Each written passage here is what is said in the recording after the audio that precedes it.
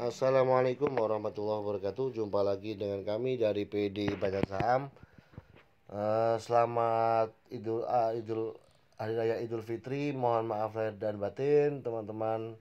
Mudah-mudahan selalu bisa cuan istiqomah, mendapatkan hasil barokah dan manfaat. Oke, pada kesempatan ini kita akan coba membuat satu video mengenai fenomena panic selling ya, panic selling pada indeks harga saham gabungan Indonesia. Kita lihat di depan monitor Anda itu IHSG pada pembukaan perdagangan tanggal 9 Mei terjadi penurunan cukup besar lebar, yaitu sebesar 4,42%. Artinya ini terjadi koreksi dalam yang yang tentu pertanda bahwa saham-saham blue chip itu juga terjadi penurunan, bisa sampai limitnya di 7%. Tetapi yang perlu kita perhatikan adalah optimisme atau PD-nya dulu. PD bahwa saham ini atau penurunan koreksi ini menjadi peluang kita untuk belajar akumulasi, teman-teman. Belajar mengoleksi saham-saham blue chip ketika terjadi koreksi sedemikian rupa. Nah, kita lihat IHSG dulu. Misalkan kita kecilkan. Nah, ini kan jarang terjadi. Oh, pernah terjadi. Nah, kita lihat ke belakang ketika terjadi penurunan ataupun kenaikan, itu prinsipnya selalu begitu. Ketika ada kenaikan, pasti ada penurunan. Sebaliknya, ketika ada penurunan secara drastis, pasti ada pullback. Atau misalnya ini, Anda perhatikan itu. Nah, ini kan gap up. Ketika ada gap up, kita patut koreksi atau patut kita cermati bahwa saham akan terjadi penurunan paling tidak untuk menutup gap. Kalaupun dia lanjut tren, dia akan terus lanjut tren. Nah, demikian pula pada sesi pertama setelah libur lebaran kemarin terjadi gap yang cukup dalam. Nah, kita cek yang penyangga utama. IHSG misalnya, kita lihat BCA dulu. BBCA ya, Bank Sentral Asia. Nah, itu BCA juga demikian. Ada gap down yang cukup lebar yang membuat beberapa orang tentu semakin optimis ketika semakin dalam koreksinya, semakin ambil di support. Nah, gitu bahasa support and resistance begitu. Ini nampaknya memang sudah berada di support ya di BCA ini, meskipun indikator stokastik RSI tidak menunjukkan halnya. Malahan stokastik ini menunjukkan sudah overbought atau jenuh beli.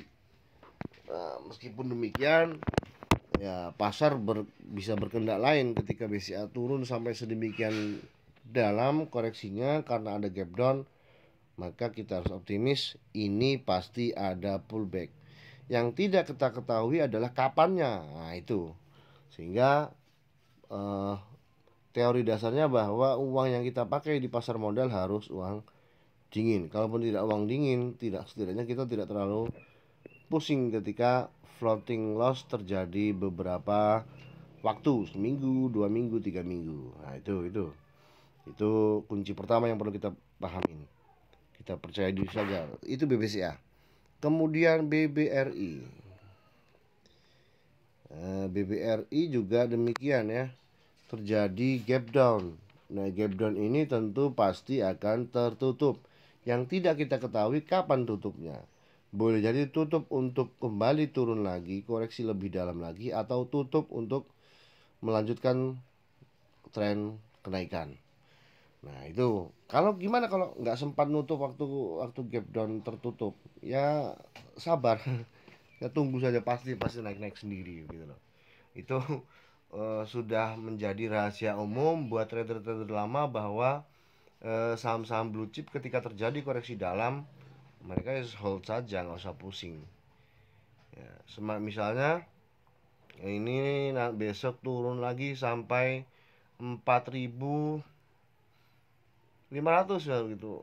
Ya berarti di harga supportnya 4.500 kita bisa nyicil beli lagi. Naik begitu. Itu BRI atau BCA. Kemudian Bank Mandiri bagaimana? BMRI. BMRI juga hampir sama. Tapi gambarnya menunjukkan BMRI ini sedang menutup gap up. Gap up atau apa ya?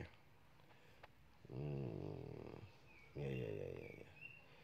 Boleh jadi mereka ini akan bertugas untuk menutup gap down-nya juga. Jadi gap up selesai, sekarang tinggal gap down. Nah, ketika gap down-nya tertutup, teman-teman, pantau terus karena juga ada potensi penurunan lebih dalam ini koreksinya BMRI IHSG termasuk Bank Mandiri. Nah, itu kira-kira gambaran ya, gambaran dari PD Badan Saham. Setidaknya kalau kita floating atau kita nyantol di saham-saham seperti ini, tidak usah panik stop loss. Tidak usah panik jual. Paniklah ketika psikologi kita sudah mulai kacau.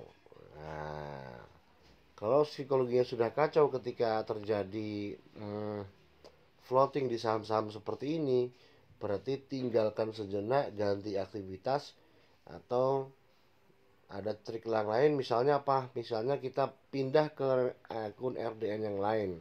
Ingat, salah satu manfaat dari 9 RDN adalah mengatasi stres psikologis ketika terjadi hal-hal seperti ini. Ketika koreksi dalam, kita sudah beli di atas misal begitu, atau beli pertengahan untuk tambah koreksi di saham-saham blue chip, maka kita coba ambil peluang lagi di RDN yang lain. Nyangkut di sini gitu, kita buka RDN yang lain, masih ada modal, nanti ketemu fraksi harganya kita beli lagi. Ini kalau tidak salah fraksi harganya berapa ya? BMR itu kalau salah 5 ya. Berarti 500.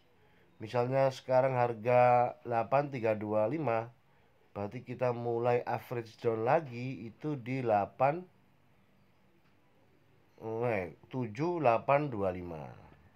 Nyampe nggak ke situ? Boleh jadi nyampe. Nah, baru di sana kita ambil tindakan lagi untuk melakukan averaging. Kalau tidak sampai gimana ya? Kita tunggu naik pullbacknya. Nah, itu kira-kira teman-teman perlu kita catat tentang cara tersebut. Nah, misalnya begini, tapi di sini nggak kelihatan ya jam segini. Ini masih belum buka nih. Oh, nggak kelihatan. Nah, itu. Situ kira-kira tetap optimis, tetap percaya diri bahwa koreksi terjadi itu pasti diiringi oleh pullback yang kita tidak ketahui kapan pullbacknya. So, itu saja, mudah-mudahan bermanfaat. Kurang lebihnya mohon maaf. Assalamualaikum warahmatullahi wabarakatuh.